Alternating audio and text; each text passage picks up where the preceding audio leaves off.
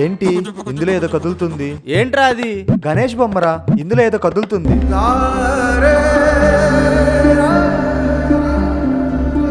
చూస్తుంటే pure gold లా ఉంది.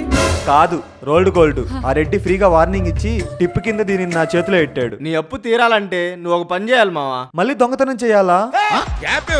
కాదు, నువ్వు సహాయం చేసిన వాళ్ళని నువ్వే సహాయం అడగాలి. నా ఫ్రెండ్ మనోజ్కి 1,00,000 రూపాయల దాకా ఇచ్చాను రా, వాడిని ఒకసారి అడుగుదాం. ఏంట్రా సాయి, మనోజ్, నాకు 70,000 కావాలరా. నువ్వు ఆస్తి పోగొట్టుకున్న రోజే మా నాన్న నీతో తిరగద్దన్నాడు. ఇలా అప్పు అడుగుతావని. సారీరా, ఇవ్వలేను. మా పిన్నికి 3,00,000 సాయం చేశాను రా, ఆవిడ్ని ఒకసారి అడుగుదాం. పద. పిన్ని, పిన్ని. ఎవరు? నేను పిన్ని, సాయిని. ఏం కావాలి? పిన్ని, నాకు ఒక 70,000 అప్పు కావాలి పిన్ని. అప్పు అడగడానికి కూడా ఒక హద్దు ఉండాలి. ఎప్పుడు పడితే అప్పుడు అడిగేటమేనా? అవసరం పడినప్పుడే పిన్ని బాబాయ్ అంటూ ప్రేమలు గుర్పించేస్తారు. అన్నదానం లాగా డబ్బు దానం ఏం చెయ్యట్లేదు ఇక్కడ. మేము వడ్డీ కొట్టేం పెట్టుకోలేదు, అడిగిన వెంటనే అప్పు ఇవ్వడానికి. వెళ్ళు.